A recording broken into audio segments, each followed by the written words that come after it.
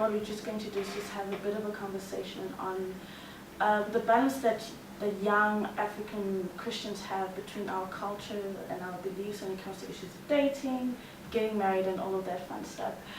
So what we're just quickly going to do, we're going to go around and you can just say what your name is, and an interesting fact about yourself, and then we'll get rolling. So I'll start with our ladies.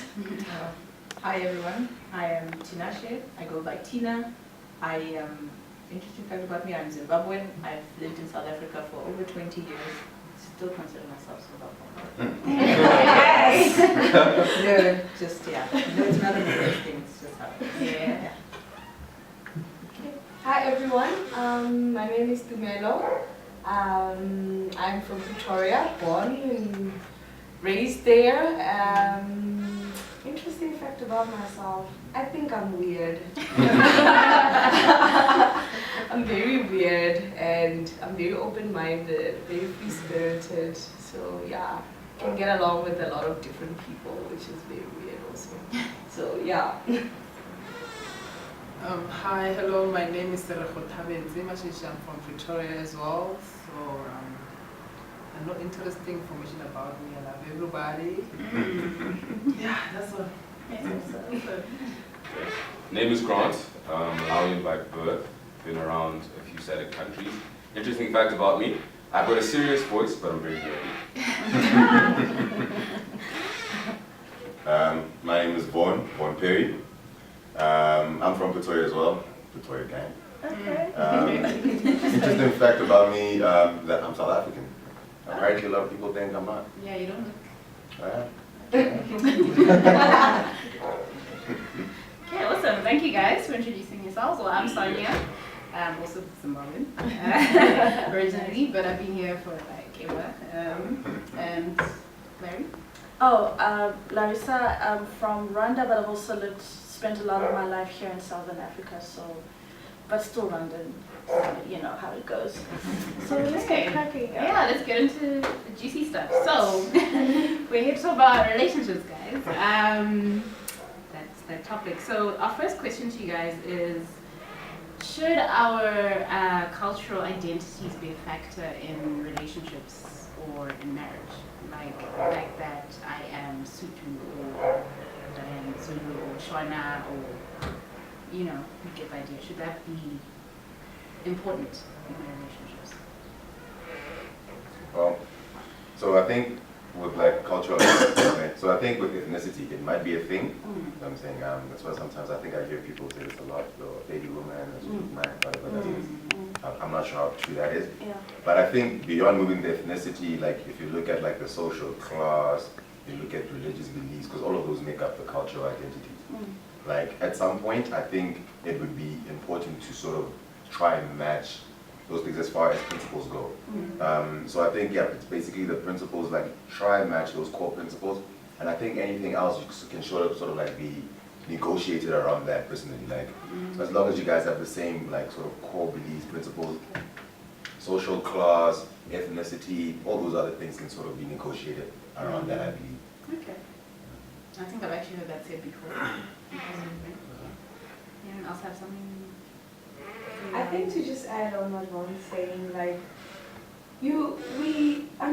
I think you can create your own culture because, you know, sometimes you come from a certain culture and they're just things that you feel like are not going to work for you, know, so just to add on the principles things, you know, you establish certain principles in a partnership that this is going to be our culture, this is going to be how we're going to do things. So it's flexible.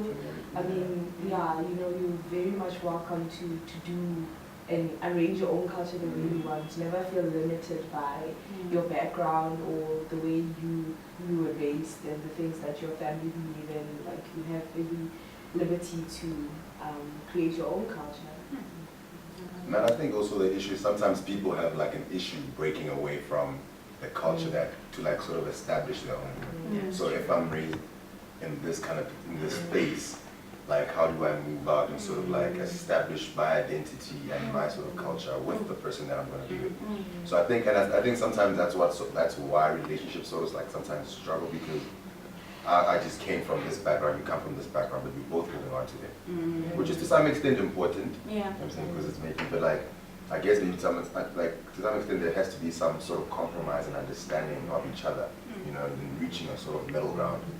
I think that with that comes the aspect of self-awareness. Like, you can't be jumping in with somebody from another culture if you don't, if you don't actually understand your language.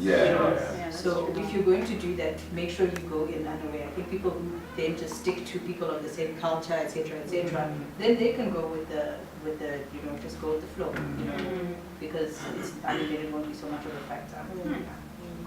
I think still within that context, the culture is important. It's not something that we can necessarily run around or run away from, I mean to say. One just needs to acknowledge that this is actually my culture. If they decide to break away from it and develop something of their own, then at least acknowledge where you're coming from. And I think sometimes the problem is we deny what was behind and we say, I'm just moving forward. And I don't think that's the most healthy solution. You know, so it's, yes, I'm Malawian and I've been brought up around these principles. I need to be able to communicate with to whoever it is that I'm with and understand. And if I'm going to build something different, it's on the premise of this is what worked, this is what didn't work, this is what I want going forward. But there needs to be some sort of acknowledgement of the past. That's my personal take. So what we're basically saying is that it's not a matter of should or shouldn't it, it is a factor. You can't run away from the fact that I'm a Rwandan girl, this is just going in, it's certainly a factor. And you just basically have to figure out what works for you. But my question is, I think the two of you can decide this is what works for us, but in a broader society, then how do you manage the expectations? Because you and I can have whatever decision we want to make and be like, this is how we're going to roll, but then your family may feel a certain way, my family may feel a certain way, our broader community may feel a certain way. Because generally African culture, we live with, it's communal, right? So it's not just your opinion, it's unfortunately, it's the broader. So how do we navigate those? My opinion is like, you know how important it is to think out of the box. Like, you either think out of the box or you're going to be that narrow-minded person. So it starts there. It's very important to be open-minded and give things an opportunity to teach you. For example, if I am against a certain way of doing things, right, and I'm like, it's not going to work, give me the opportunity to explain why it's not going to work, assess it, and only then do you then say, okay, we can't change this. For example, when you get married, there are certain cultures like you will do a certain dance or you will do certain things you give, like, say you're marrying someone from Germany, now they must come with blankets, or how's that actually going to work? You know what I mean? So like, just, assess things and go with the time, be flexible. The two things that apply now, people live in estates and stuff. There are things, there are rules, you can't come dancing naked and stuff like that. So like, just assess the things and don't just dismiss the things without understanding why I'm saying I want to change this or I'm not going to do this exactly the way we've done it all our lives. My view is that sometimes when you date someone, I feel like you need to don't judge them based on the whole culture. Like, this isn't this Zulu, I know Zulu just 1, 2, 3, 5. It might be an individual character that brings on the table. So I don't think we should judge based on the culture, but be aware of any characters might show up on the holistic Zulu person. And then you need to at least see how you can work with that as well. Because you love a person, not a culture. But I think just thinking out of the box as well. I think it's one thing when if me and someone else is dating, 100%, me and you will come to our own understanding about how we see the world and our perception and stuff. And that's one thing. But when it comes to now your parents, some people get married. It's not just me. It's just not two people. It's a whole everybody. She actually did an article recently about this. And a quick story behind that. I don't know about you guys, but culturally when I was brought up, if there was an elder in the room, it was either an auntie or an uncle, right? You never called them by their first name. When I came to SA, I met an elderly lady and she's like, call me that. And that was new to me. Now the person that I'm dating was brought up like that. You call people by their first name. Auntie and uncle is a very, it's it's a phrase of endearment. Yeah. It's not just for anybody. Yeah. So when she met my parents, I think they were texting over WhatsApp, right? Yeah. And she then said my mom's name. Oh. Right? Exactly. That was my name. So between her That's like a curse word. Like you just like hear these words, but We almost can forget it. my dad literally told me that he only learned his mom's name when he went to high school. He absolutely needed the name. Yeah. Yeah. I felt like that. So when I saw that, I went back home and my mom was like, What is this? What are you doing here? and I literally had to explain and say, no, this is where she's coming from. Yeah. So I get that, yes, we are developing our own thing between her and I. Yeah. But we need to understand that there are people around us that maybe still in their boxes. Yeah. And we must respect that for what it Yes. is. It's got nothing Yeah. to do with let's forget them. It's we need to understand that people around us are different. Same thing with me. I don't like usually wearing my belts when I wear jeans and stuff like that. But I know in her family, for some strange reason,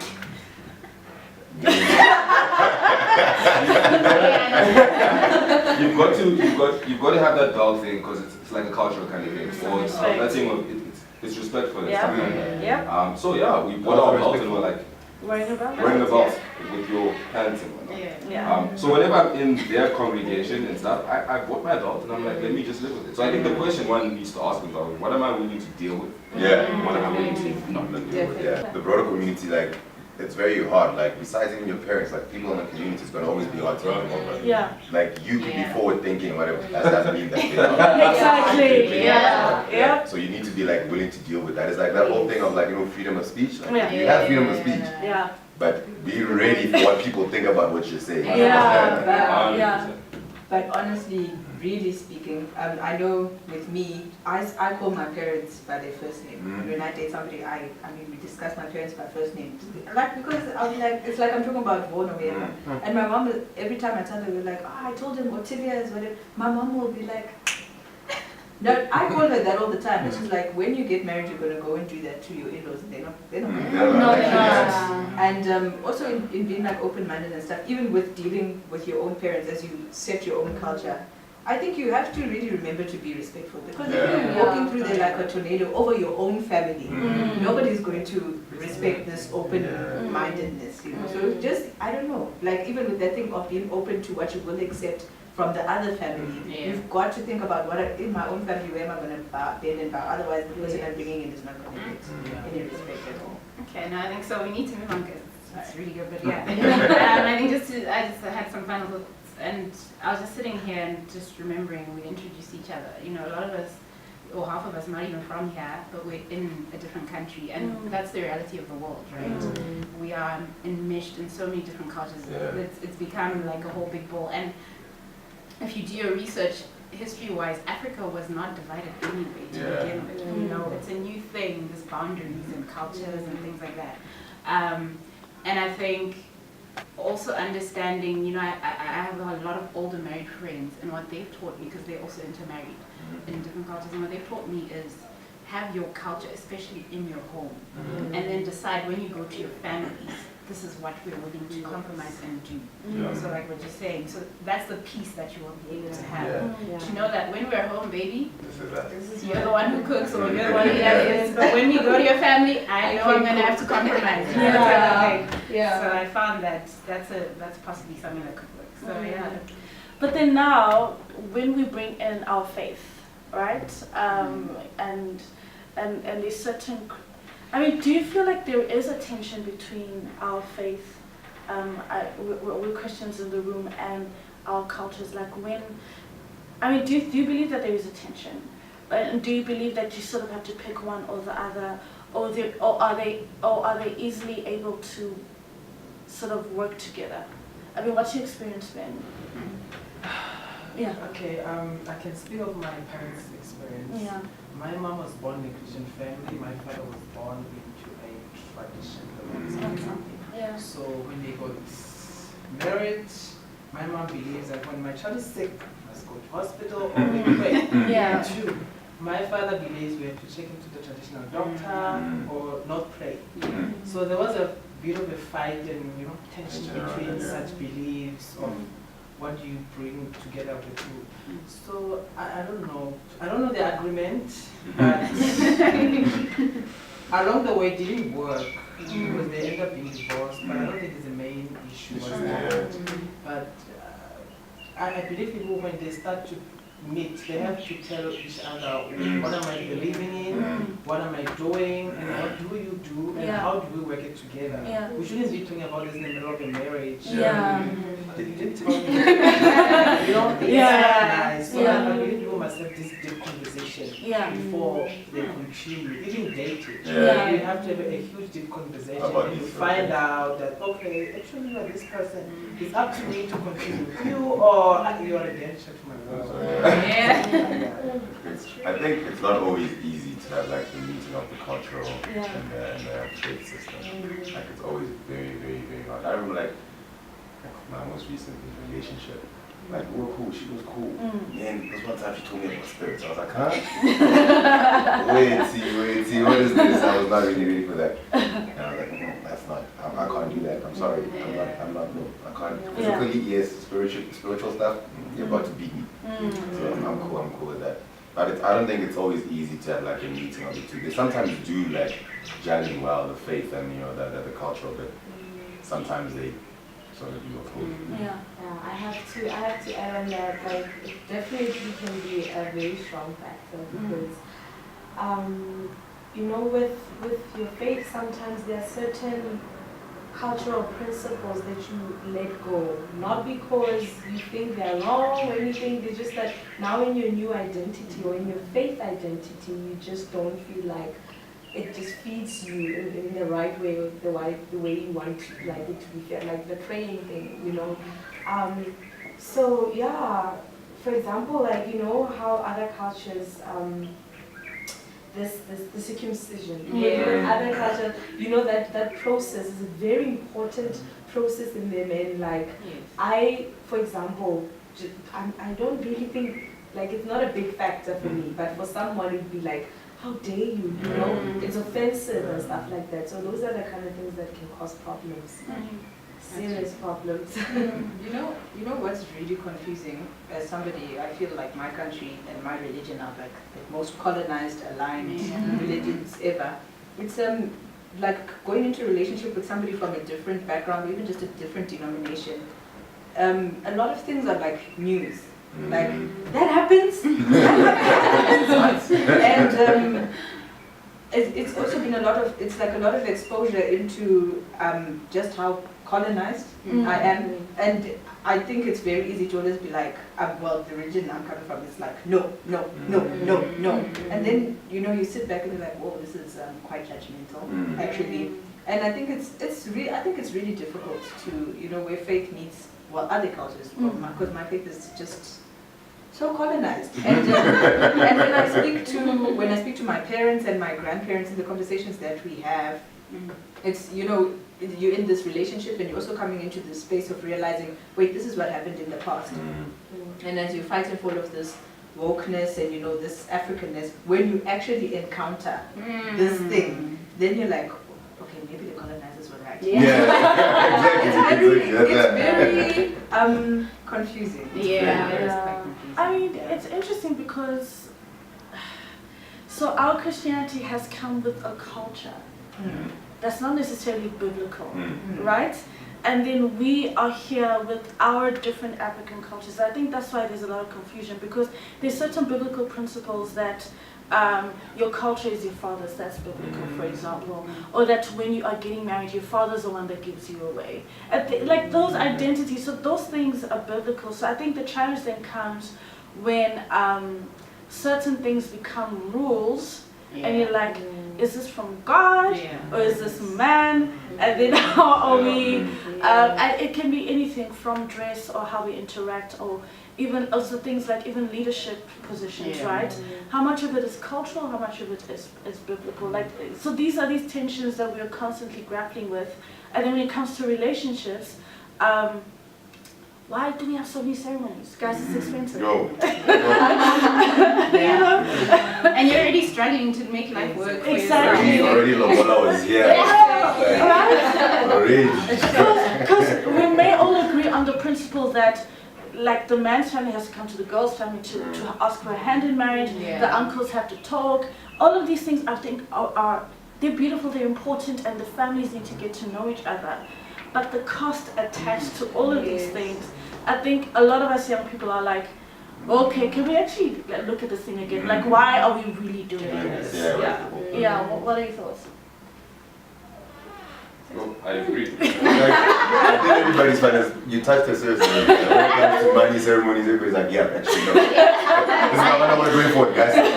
Reevaluate our culture. You know? Yeah. I can say on my side, my other cousin had a girlfriend. He wanted to marry a girlfriend, and then they thought of it, but this is going to too much cost. So now my cousins told the mother, say, how about on my side we don't have, but on the girl we have it, like a one ceremony, so it covers everybody. So the mother was like, no, what about me? In my community, everybody is expecting. I have been crying this thing forever, so we can't deny it. So this thing must happen, everybody must come and play. So now my cousin has to consider doing another ceremony based on It's manipulation, you know, yeah. but it still costs all these things. So And then disrespecting, because also there's that line. You don't want to feel like you're disrespecting Yeah. your parents, or you know what I mean? they be expecting from you. Yeah. Exactly. They're praying. There has to be like some line that is drawn. Because yes, your expectations, I get them, right? You had a son, you now want to, play with grandchildren, so on and so forth. But you're not part of the ramifications of my choices. Yeah. So if I decide I'm going to go and do that, and it's on my bill, I'm the one who pays for it. Yeah. You're happy, you go home. You don't have to deal with the consequences. Yeah. So I look at it from that point of view, and I say, I get where that is coming from, but I also look at it and say, have we looked at it from a realistic point of view? Like, do you guys understand what it is going to cost me at the end of the day? And I think that's where we don't draw the line. I also think with the Christianity and the culture, as Africans, we've never really made a choice as to are we doing this or this. So we're going both ways. We're going to do the culture, we'll do the white wedding as well. And we've never really challenged the thought as to why. So we're going through a cycle, and even when I decide I'm not going to do both, I'll just do one. There are people behind me, like the person, that go, actually, we also want something. So I don't know. I don't know the answer to that one. My uncle told me straight up, outright, marry a colored girl. My brother married Kuzeho colored. Oh, yeah. And that was the first time he was ever involved in Lobola negotiation. I will never forget this. I was still waiting with my brother, waiting to hear. He called me. He said, "Brother, let me tell you now, you are not doing this. Marry a colored girl. I'm not going through this again." And for me, I was like, well, thank you for having my back, bro. Thank you. Because he was just like, no, I can't do the Lobola. Because it was just so much. Who to have a wedding. He was just like, also, this is like my nephew. How is he supposed to pay for all of this? It's still, it's a lot, There's life after this. Exactly, it's not like, dude. It doesn't end there. Dude. And also, actually, one of the couples we interviewed, you guys will get to see it, but basically, what we also don't realize is exactly. So are you? Are you African or white? What do you want to do? Everybody, you know. Exactly. That being said, I've just come out of a wedding season, a hectic one over the years, and I must say never that. got invited to one of those. Anyway, I'm hurt. All of y'all who got married didn't invite me. Volunteer hurt people. For me, all of the cultural weddings were so fun in comparison to the white weddings. I remember with my brother specifically. No, seriously, with my brother specifically, I won't give details, Josh. But we went to my sister-in-law's home, then we brought her over to our home. Guys, it was lit. Yeah. And then they had their wedding celebration, the white wedding, which they call the wedding celebration, 2 or 3 months later. And everyone was already so bonded, and the MC was referring to, to her aunts and her what, and I wouldn't have done it any other way. In retrospect, I think like we have to just think as young people how we can make it cheaper to do the other things. You don't have to always get trestle tables. Hey, trust me. Just go home. It's not an hour. You know, it's okay. It's about bringing people together. Yeah. I think we need to like. Yes. That's a very important. That's the thing. principle, right? Bringing the families Coming together. So that being said, if there was aspects to this, you know, our cultural identity that you could cut out in terms of approaching relationships, gender roles, marriage, what would those be? Lack of communication. In what way? Your That's accent true. is suffering from that. I think growing up, you're brought up in a, well, not you. I'm brought up in such a way that, you know, men are supposed to do ABC, Yeah. right? And then you meet up with someone and because you also are not really fully aware of everything, you don't necessarily know how to communicate those things. Yeah. So if I get to a restaurant where she says, Grant, a few friends of mine are meeting up, right? And I'm like, my pocket can't entertain what you're talking about. Automatically I'm putting myself in the thing of I'm paying. I haven't discussed anything. You know what I mean? And that's a problem because when you then go out and you take out your card, you're like, inside you're bleeding, but you know? Yeah. So When everyone's ordering. You're like, you guys watch that Kevin Hart movie? What is it called? Oh, Night yes. School. Night school. No, no, just stop it. He's like dying. 100%. So I think that's what I would definitely like. Just the stereotypes that we have with the different sexes, and the fact that we also can't necessarily communicate that verbally to each other. I think that's a huge problem. I'll take that I have to just top up on that. So I had an experience with my ex, like on this gender roles and situations. So I come from a background where one day my dad would cook, then my mom would cook, then my dad would wash the dishes, my dad would iron. You know, everybody, there was a partnership. Yeah. So this is how I was socialized. So this is how I entered into a relationship. So then I'm busy cooking, I'm washing as well, like the machine is washing, but then I'm washing it, and this guy's just sitting watching TV. In my heart, I'm like, What is wrong? what is wrong with you? Why are you sitting there and you know, you want to eat, like after that you want clean clothes, but you're just sitting there watching TV. What's wrong with your hands, you know? And I remember, like you say, they're not being able to communicate that. Like, I didn't know how to kind of express it to him. He also didn't know how to like, and we actually fought. It was a very nasty fight where it was like, I'm not domesticated, I'm never gonna be, so you better decide now if you're gonna be in this relationship. And I was like, whoa, that is very traumatic. I prefer the food, guys. This thing. on the flip So, side, yeah. just to add to that, one of my friends, same thing, went through. He's in a relationship and he pays for all the bills and stuff like that, housewives. And one day he was talking to me and I was like, "Aren't you know, I don't understand her. Every day I get home, she's just there. I pay for all the bills and everything. She didn't even ask me how the devil all this cost." You know, so on the flip side, and now the thing is you can't communicate it. So I don't know about you, but you end up fighting about stuff that's irrelevant. Which is so interesting because I've found, I've had these conversations with my brothers too, is that we go into relationships making assumptions and also not realizing that just because you're socialized a certain way, it doesn't mean that the other person's gonna function in that way, and that you actually have to talk out, oh, this is how I grew up and this is what the expectations are, this is how I saw my parents or my parents doing things, and that may create, so it's not necessarily something that should be thought about, but it should be an opportunity for conversation. Okay, this is the blueprint I have, that's the blueprint you have. Can we find a way of making things work? I think the issue is when none of the other side, I feel like my way is right, you feel like your way is right, and then there's no coming together. And I think for me as a woman, the biggest challenge I have honestly is that I feel like there's a lot of emphasis on me being a perfect wife one day, right? The conversation, the concern for my moms, my aunts, you know, your older sisters is, what kind of a woman are you? Are you respectful? Can you cook? Can you da-da-da-da-da? Like this laundry list of like all of these things that you just, meant to be. And there's never a conversation about is it something I actually want to do? Is Yeah. it something I actually enjoy? I think, and vice versa for guys, maybe it may not be talked about, but Jamie, you brought up believing that you're meant to provide. All right, but then what happens when you're going through a season in your life where you aren't finding a job, or like things aren't just working, your business isn't picking up on anything, And lifestyle is too expensive.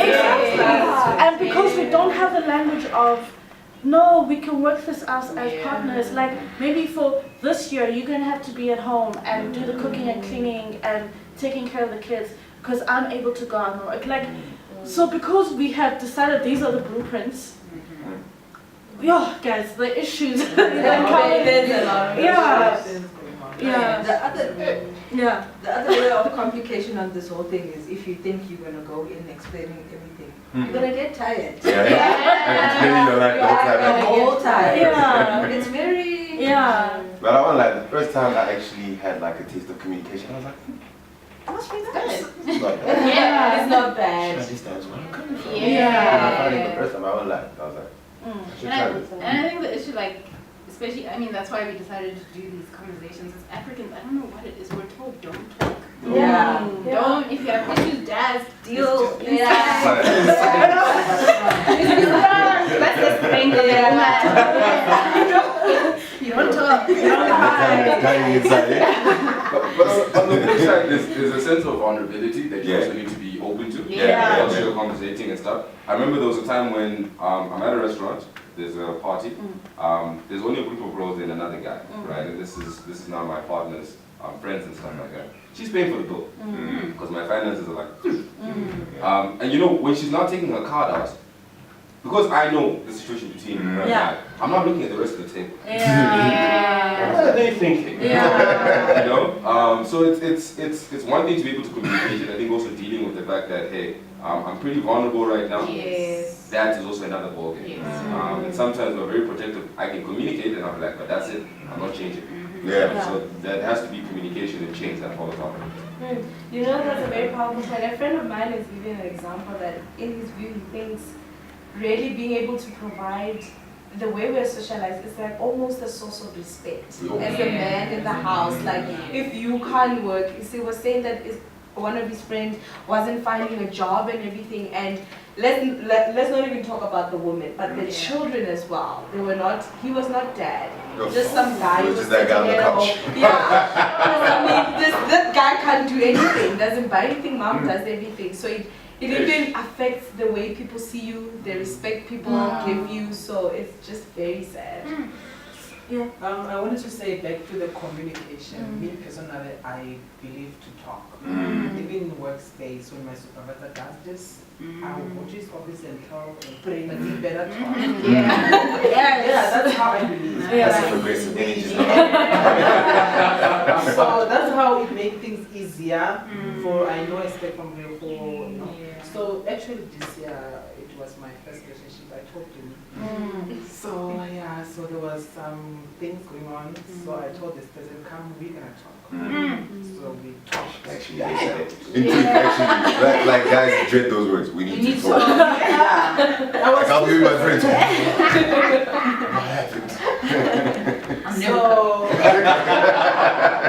okay, that's who I am. Yeah. I believe if we talk, we're gonna easy things. Because if you don't talk, I'm gonna keep on crying. You keep on crying. Yeah, and then then we just don't you don't understand. understand. Yeah. So we spoke, and there were other things I heard from this person that was very new. And we decided, I don't think we can continue. Yeah. So let's stop it right now. And you wouldn't have known. Exactly, you know, It was understandable differences. So it saved myself as well, you know. Yeah.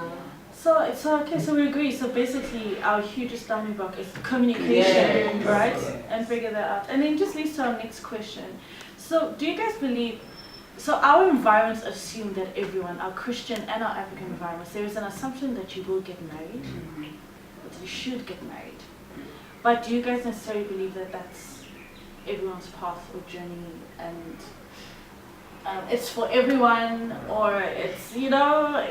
I don't think it is personally. I think some people like need to be alone. Sometimes I feel like I'm not meant to be married. Like, Yeah. and then I get lonely and I'm like, cool. Let's think about this again. The rest of my life like like this, you know. Yeah. But I don't think everybody's meant to be. Like, there's some people who are really just like, asexual, they just want to be by themselves. And they're really happy that way. It's just, there's nothing about it, they just don't like the hassle of that. From my side, because my parents were divorced, so I went through a horrific situation. So when you grow up, you look like marriage is going to be important. Because I don't want my kids to go through the experience I went through. Most of my family members are divorced, so so it makes me feel marriage is not the only thing, but I just wanted to be playing far away from this thing. No matter how me and you, like, you know, we are together forever, but hey, marriage. You know, I think it's very important to establish your why. And apply that principle in every single thing that you do. Why do you want a purpose in life? Find your purpose, and if marriage is going to be one of it, then so be it. But if in your definition of your purpose or in your exploration of your purpose and your why, there's no marriage, then it's okay. That's what fulfills you, and that is okay. So why? I always say, why am I so obsessed with marriage? But I think that's the thing, right? So individually, you may feel like, why is this thing important? But we live in a society. We live in a society that believes that if you are, I think guys, you're okay, honestly. There may be a few, but a woman, especially when you're over 30, it's a problem. We want to see you having children. We need to see you as a mom. We need to see your respect in society. Unfortunately, is generally tied to you being married. And we can see it, guys can see it, and you're like, ooh, she's going to do it. She's going to do those precious now. How can you tell? Please. I won't lie, and this is one thing, like, me and my brother, like, that's his favorite line lately. Desperation. Like, I don't know, like, it's not even a case of it, like, but, like, you can sense somebody who's just like, oh, wow, now I'm in that state of my life where I need to, you know, you can just see that, like, you can see the desperate, like, you can see, there's an aura, the other aura. Like, here I'm just being grabbed, like, just, let me just grab this anchor right now, and you can see Jesus, like, That's why now you stay single forever.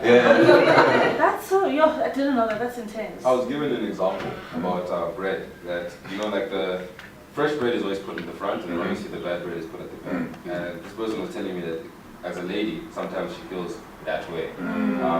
That there's a point in time where she should have been taken off the shelf. And now because that's what's happening, she gets pushed back. And as guys, we have that thing of, like 20 years old, 20 years younger.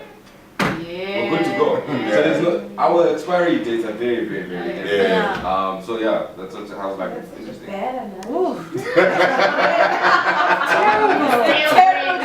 I wouldn't want to feel like a whole But then again, just something else. I think our marriage should not be a goal. I think that's a problem. I remember I put once on my wall, get married by age, ...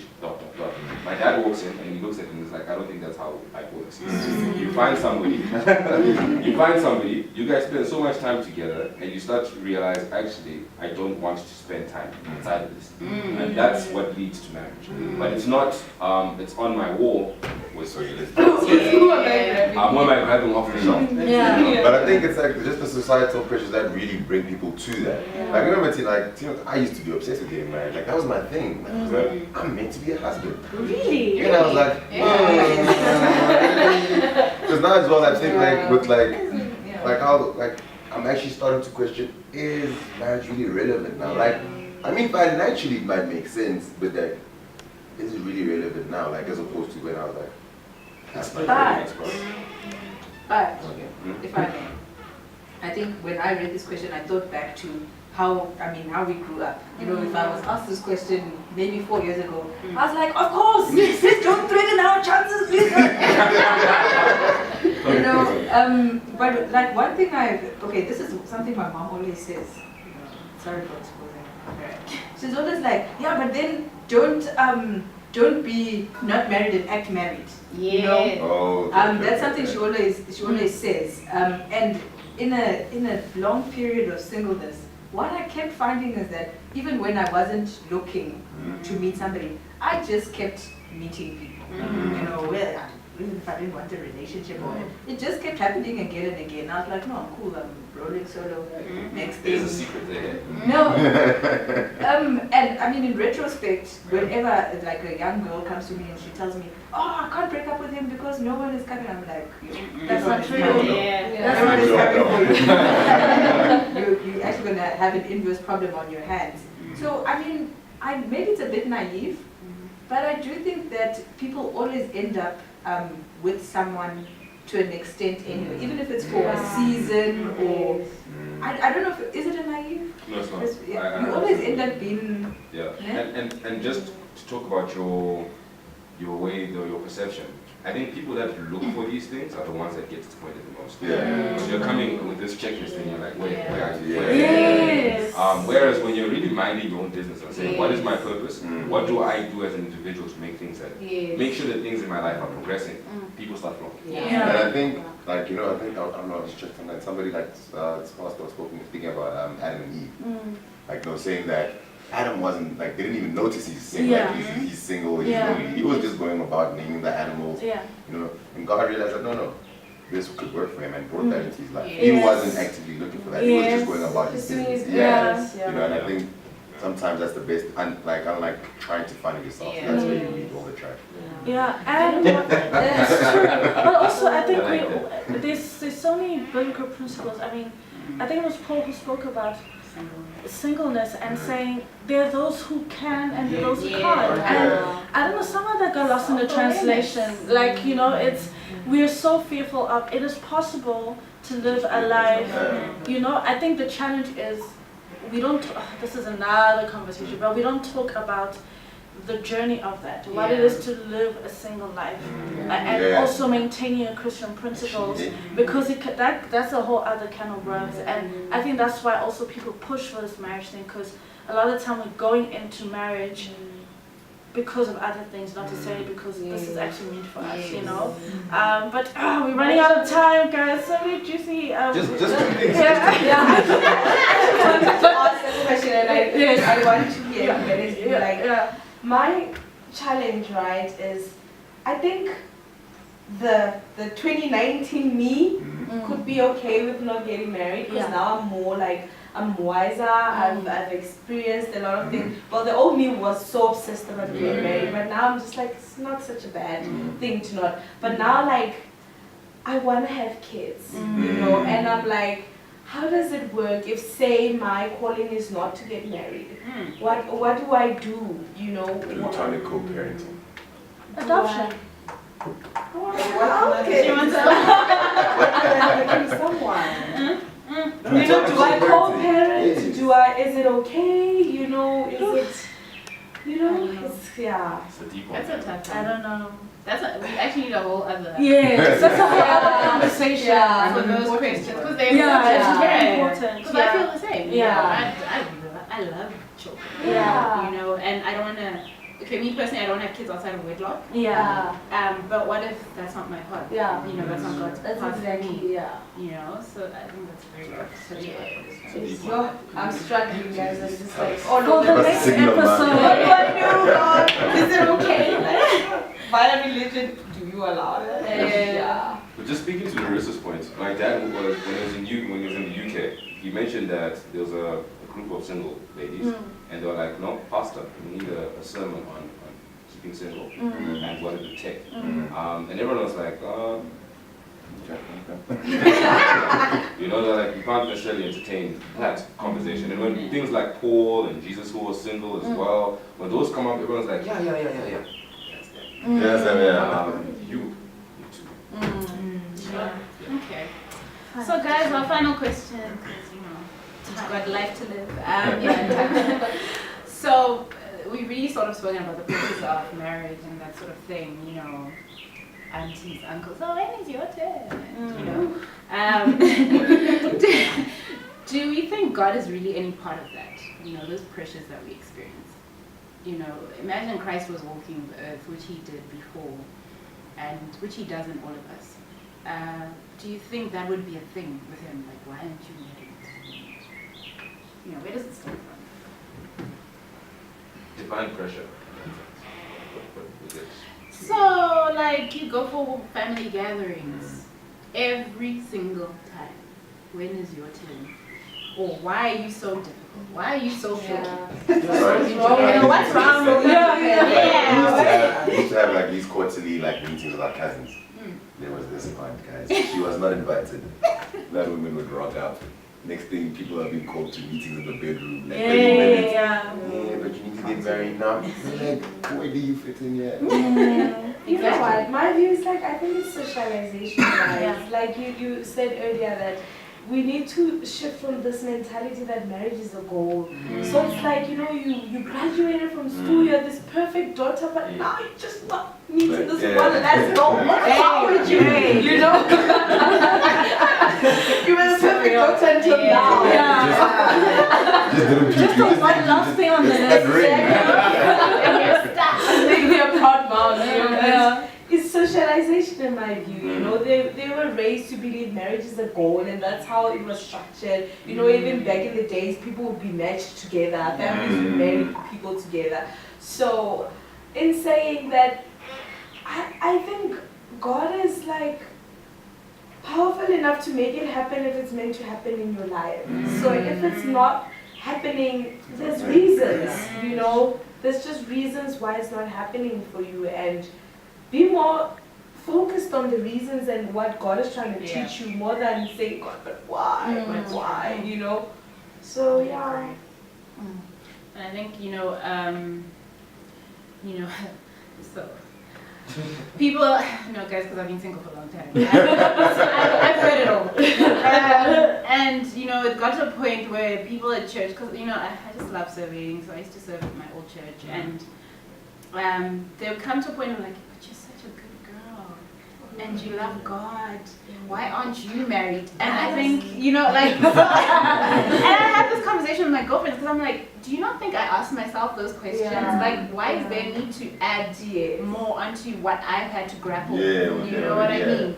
And finally, when I've had the opportunity to work through my own insecurities, because I struggled with it for a long time, and I was like, why aren't I getting married? It was a thing, and the desperation, you can smell it, what he's speaking about.